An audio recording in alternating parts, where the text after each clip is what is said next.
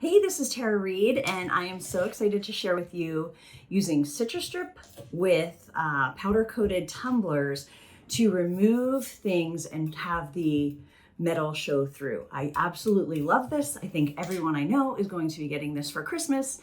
It's gonna be super fun, and I'm gonna show you everything that I've learned through trial and error. I am a SVG designer, and so I'm gonna be using one of mine. Let's see if I can get that girls trip so it's not super glary.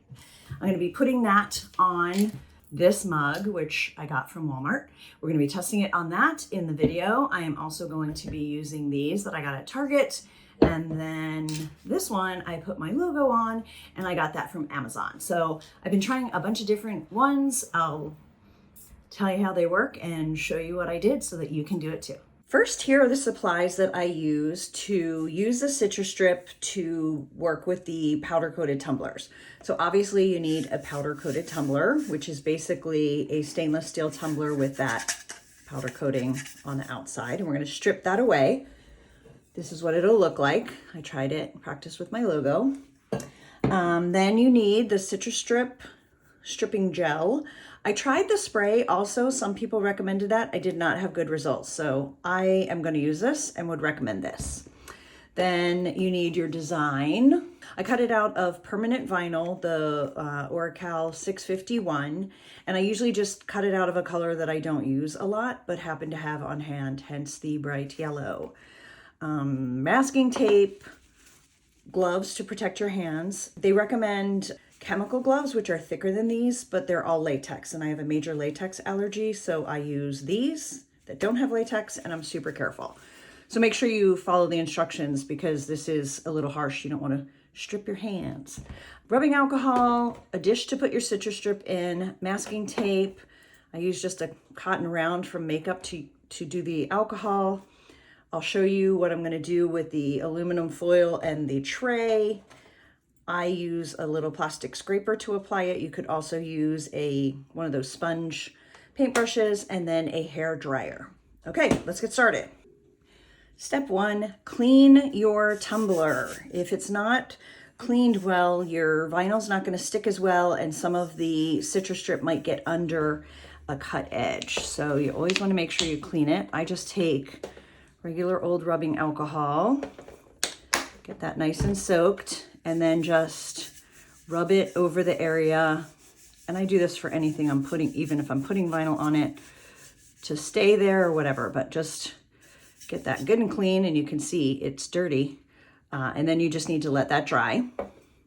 So while that is drying, I'm gonna prepare my vinyl. I forgot to tell you, you obviously need the transfer tape to move the vinyl onto your tumbler.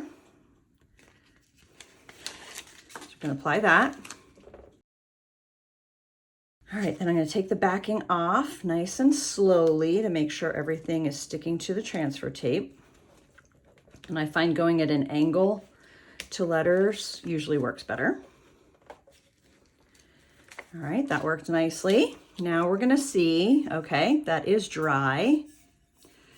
And this one has a little logo of the brand here. So I'm going to do it on the opposite side. So I'm going to put it here. Let's get this to not roll by putting my gloves there. All right, so now I'm just going to place that where I want it. And the different kind of mugs, like this one, I could do a longer design because it is straight, whereas this one has a bit of a divot, so I would only put it on the top part. But I digress. Let's get our vinyl on here. So I'm just going to put that on there. Just like you put on any kind of vinyl, rub over it, and then we'll take the transfer tape off.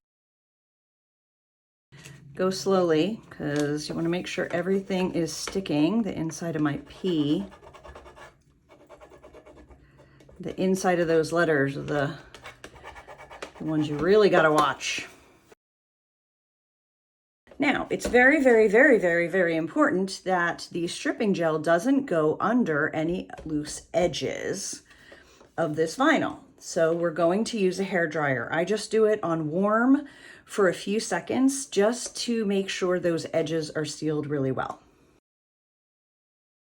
And you could see as I was pressing it how air bubbles were getting out of there, because it does heat the vinyl a little bit and makes it stick better. But we still want to protect the rest of our mug. So we're going to use masking tape. Actually, I'm going to show you what I'm going to do with this first, because I'm tired of this mug rolling around. So I figured this out after some rolling trial and error. So I make a little holder out of tin foil. So just kind of push the sides up, because that's going to just hold it. And then I also put it on here because I'm super paranoid about getting stripping gel on anything I do not want stripped. So this will help it not roll. And you can use painter's tape, you can use masking tape. When I used the spray stuff, it did go through this masking tape after a little while. So you really do want to try and keep the stripping gel only on the vinyl and not on the masking tape, but the masking tape is an extra precaution. You could probably tape that on there too, the bottom of the paper from the transfer paper. Why not? Anything that shields the tumbler.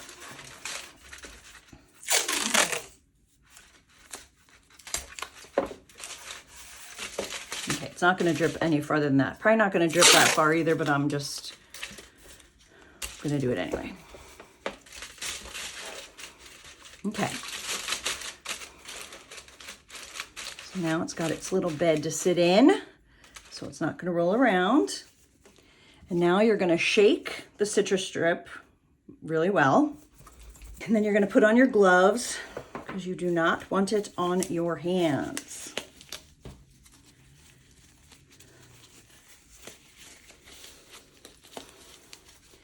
And then I'm going to put it in a glass container.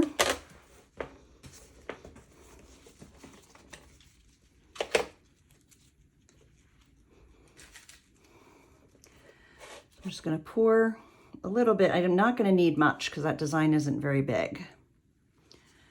And I try not to, even though I have gloves on, I try not to touch this stuff. So I'll just use my plastic thing. And now I'm just going to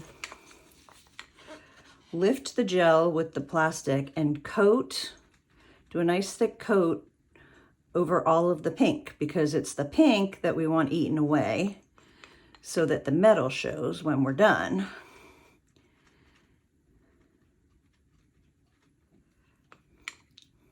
You can do designs with skinnier lines than this, but if you're just starting, definitely larger, like this size or even bigger is going to be a good place to start.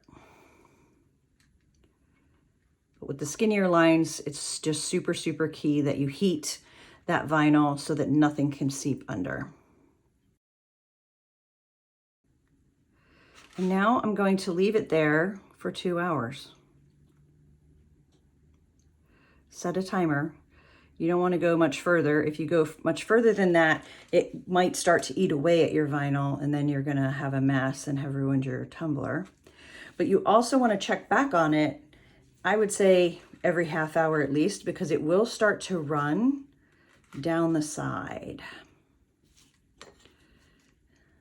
And you don't want it to get off of your vinyl. And that's why I said when you're cutting vinyl, make sure you're cutting a bit around it, especially on the two sides, because this is gonna seep. It's already starting a little bit, but you don't want it to, you want to make sure you have enough that it's covering everything. All right, so I'm going to set a timer and I will see you in a bit. It's been an hour and 15 minutes, but as you can see, it almost looks like it's bleeding, right? Which to me means that pink is probably done. So I'm going to take it off earlier than I said. And this is also why you just need to keep checking on your tumblers as you go. So I'm going to, gloves on, of course, I'm going to take a paper towel and wipe off much of the Citristrip.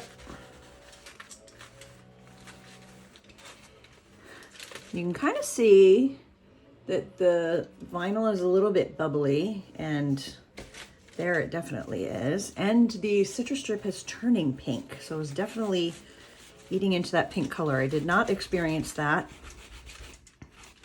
when I did a black one.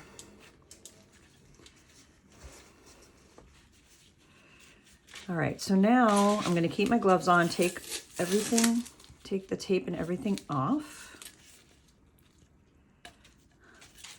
A little hard to do with the gloves on, but you can see there's some of the stuff on the tape, which I do not want on my hands. All right, so now I'm at the sink and I'm just gonna use cold water.